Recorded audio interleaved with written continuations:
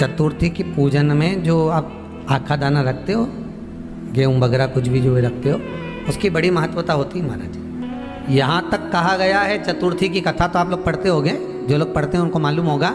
चतुर्थी की कथा में लिखा है, चौथ माता के व्रत में वर्णन किया गया है कि वो आखा दाना जो रखा जाता है, मान लो कोई जरूरी काम होता है तभी आखा दाना को रखा जाता है, संभाल के रखते हैं कि हम इस काम के लिए जा रहे हैं और हमारा ये कार्य सफल होना चाहिए।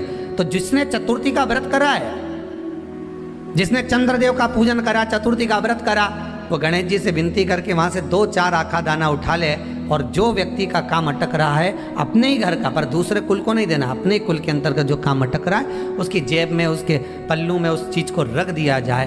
तो चतुर्थी जो अगली आती है, जैसे आप महीने की करते हो तो महीने की, और आप जैसे करते हो कि 4 अलग बड़ी बड़ी चतुर्थी करते हो तो उसके अनुसार आपका कार्य सिद्ध होता ही है। उस आखे दाने का इतना महत्व होता है क्योंकि चतुर्थी का व्रत करने वाली माता जब व्रत करती है तो स्वयं चतुर्थी की कथा में लिखा हुआ है कि पार्वती जी गणेश जी से चतुर्थी की कथा बचवाती। तो चतुर्थी की कथा जब होती है तो उसको स्वयं गणेश जी बाच रहे हैं। तो व्रत कौन सुन रही है? माता पार्वती। और आपने जो आखा दाना लिया वो गणेश जी के भाव से लिया, गणेश जी से निवेदन करके, विनय करके, प्रार्थना कर कर उसको प्राप्त किया। तो जिनकी यहाँ संपदा की कमी होती है, वैभव की कमी होती है, लक्ष्मी की कमी होती है, प्रतिष्ठा की कमी होती है, धन की कमी होती है, उसके लिए बुधवार के दिन अगर शंकर पर 1 लोटा पानी चढ़ाया जाता है तो जिन लड़कियों का विवाह नहीं हो रहा, जिन बच्चों का विवाह नहीं हो रहा, उन बच्चों के भी विवाह हो जाते हैं। हमारा वृद्धि से मतलब होता है जिस कन्या या वर का विवाह नहीं होता, 40 साल हो गए या 30 साल हो गए, या जब 28 के बाद में लड़का लड़की क्रॉस हो जाए कि 29 में, 30 में, 32 में, 34 में, 40 तक पहुंच गए और विवाह नहीं हो रहा है, तब बेलपत्री के जो पेड़ होता है, वृक्ष होता है, उस वृक्ष की जो डाली होती है, उस डाली के मनकों से जो माला बनती है, बाजार में भी मिल जाती है बेल की माला, उस माला को भगवान शंकर को समर्पित कर कर बेलपत्री के वृक्ष के नीचे बैठ कर भगवान शंकर का पंचाक्षर मंत्र का जाप करना है। कौन सा मंत्र है? पंचाक्षर। पंचाक्षर मंत्र कल बताया था, नमः शिवाय। अगर रसोई घर से भोजन में तुलसी डलकर अगर ठाकुर जी के सामने वो थाली रखी तो ये पक्का है वो थाली ठाकुर जी नहीं जीमेंगे, क्योंकि उसमें तुलसी रखी हुई आई है। हाँ, जब ठाकुर जी के सामने थाली रखा गई और तुमने थाली रखने के बाद में मंदिर के सामने बैठ के फिर तुलसी डाली तो ठाकुर जी उसको स्वीकार कर लेते हैं। क्यों? क्योंकि 33 करोड़ देवी देवता एक जगह पर विराजमान हैं। जब हम थाली रखते हैं, प्रथम देव उस भाग को ग्रहण कर ले। जब तक तुलसी डालते हैं, प्रथम देव अपनी दृष्टि हटा लेते हैं। समय होता है, एक टाइम होता है, एक पल होता है, एक घड़ी होती है कि गणेश जी महाराज हमारे घर में आ गए। गणेश जी की सबसे पहली जो आरती हो, उस आरती के समय पर अगर धूप बत्ती जलाई जाए या गोबरी को जलाकर उसमें गूगल छोड़ी जाए और गूगल छोड़ने के बाद गणेश जी का नाम ध्रुम वर्ण कह दिया जाए तो गणेश जी को तुम्हारे घर की पूजा स्वीकार करना पड़ती है। बस वो समय हम जानते। हम तो बस उतना जानते हैं कि शिव महापुराण में लिखा और मुद्गल पुराण में लिखा, गणेश पुराण में लिखा, गणेश जी का एक नाम होता है ध्रुम वर्ण। क्या नाम है? ध्रुम वर्ण गणेश जी का एक नाम होता है। जब हम धूप जलाकर और धूप लगाने के बाद में गणेश जी की सबसे पहली आरती करने के पहले अगर हम सबसे पहली आरती गणेश जी की कर रहे हो, अपने घर में स्थापना कर रहे हो, बिठा रहे हो, और तुम चाहते हो कि गणेश जी मेरे घर में आके मेरी पूजा को स्वीकार करें और जो मांगू मेरा गणेश मुझे दे 10 दिन के अंदर, तो पहला नाम लेकर पुकार लेना, ध्रुम वर्ण विनायक बैठो, बस काम हो गया। वो फिर ही होकर आता। सुंदर जोड़ी थी शंकर और पार्वती की, सही है कि गलत है? कभी नहीं झगड़ते थे। इसलिए पृथ्वी पर ना तो लक्ष्मी जी के व्रत हैं, ना ब्रह्माणी के व्रत हैं, ना इंद्राणी के व्रत हैं। अगर पूरी पृथ्वी पर सबसे ज्यादा व्रत किसके हैं? माता पार्वती। तीज का व्रत किसका? पार्वती का। चतुर्थी का व्रत किसका? पार्वती का। चौथ का व्रत किसका? पार्वती का। छठ का व्रत किसका? पार्वती का। जितने व्रत है सब माता पार्वती। गणेश जी मैया को प्रसन्न करने के लिए अष्ट रूप में धारण करते हैं। 8 रूप भगवान गणेश जी ने धारण किए। एक मयूरेश्वर गणेश, दूसरा सिद्धि विनायक, तीसरा बल्लालेश्वर, फिर वरद विनायक, फिर चिंतामणि, फिर गिरजात्मज, फिर भगवान गणेश विघ्नेश्वर अष्ट विनायक, फिर महागणपति। ऐसे गणेश जी के अष्ट नाम हुए। उस समय तिजोरी के अंदर जो गणेश की प्रतिमा रखी जाती है किस नाम से रखी जाती है? तो तिजोरी में हम जो गणेश की प्रतिमा रखते हैं वो वरद विनायक के नाम से रखते हैं। कौन सा गणेश? वरद। वरद विनायक के नाम से तिजोरी में गणेश रखते हैं। और वरद विनायक के नाम से गणेश जी तिजोरी में रखाते हैं।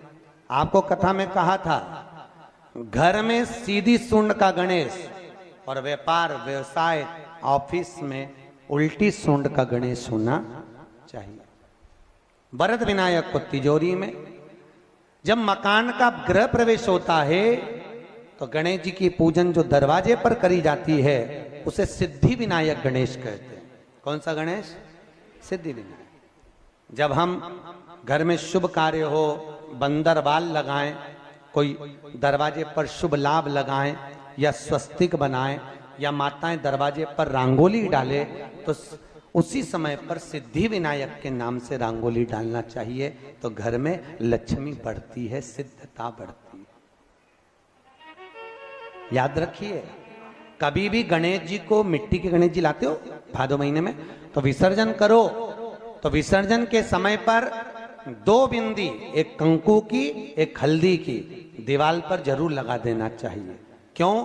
क्योंकि गणेश जी हमारे यहाँ आते हैं तो रिद्धि सिद्धि के साथ आते हैं, पर जब गणेश जी जाते हैं अगर हम बिंदी नहीं लगाते हैं तो गणेश जी अपनी रिद्धि सिद्धि को साथ में लेकर चले जाते हैं। पति के साथ पत्नी वापिस चली जाती है। जब हम बिंदी लगाते हैं तो उसका मतलब होता है कि हमारे घर की बहू हमारे घर में रहे, बेटा भले भ्रमण के लिए जाए। तो गणेश जी जाते हैं, रिद्धि सिद्धि घर में रह जाती है। इसलिए रिद्धि सिद्धि को घर में रखने के लिए 2 बिंदी लगाना चाहिए, एक कुंकू की, एक हल्दी। रिद्धि सिद्धि। गणेश जी की प्रियता है दुर्वा। क्या प्रियता है? दुर्वा। कितनी दुर्वा गणेश जी को समर्पित करी जाती है? मात्र 5। कितनी? आज के जमाने में लोग गट्ठा बनाकर चढ़ा दें, वो अपनी जगह पर। 5 दुर्वा पंचम इंद्रियों को वश में करने के लिए और भगवान के 5 जो स्वरूप हैं उनको अपने भीतर उतारने के लिए 5 दुर्वा। और दुर्वा में भी 3 गांठ।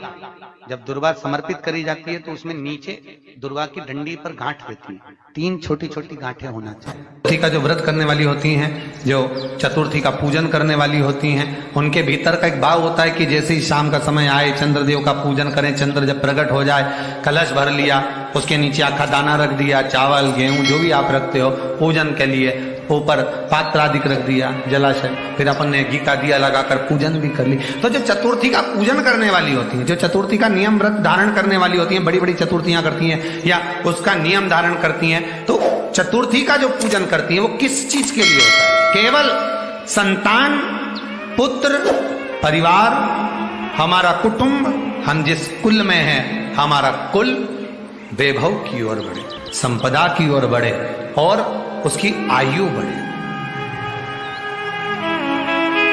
उसकी आयु बढ़े, वैभव बढ़े। बहुत ध्यान दीजिएगा महाराज। चतुर्थी की पूजन में जो आप आखा दाना रखते हो, गेहूं वगैरह कुछ भी जो रखते हो, उसकी बड़ी महत्वता होती है महाराज। यहां तक कहा गया है, चतुर्थी की कथा तो आप लोग पढ़ते होंगे, जो लोग पढ़ते हैं उनको मालूम होगा। चतुर्थी की कथा में लिखा है,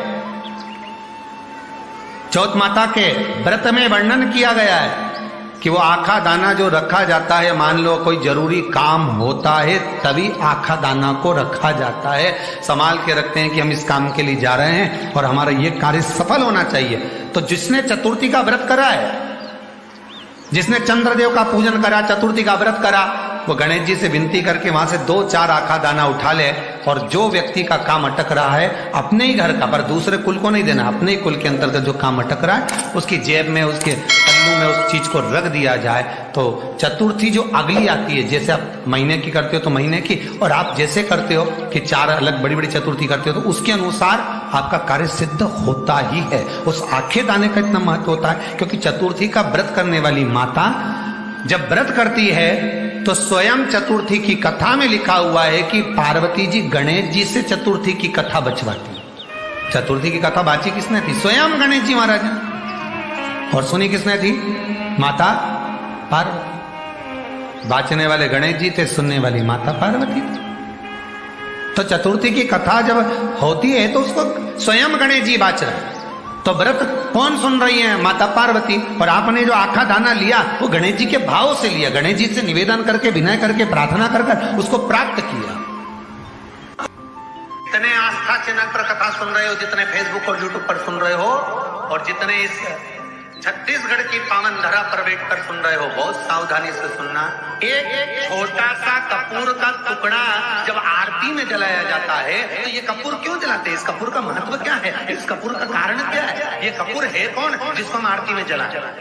क्या जरूरत इस कपूर को आरती में जलाने की? क्या जरूरत इसको यज्ञशाला में जलाने की? क्या जरूरत है इस कपूर को पूजन में जलाने की?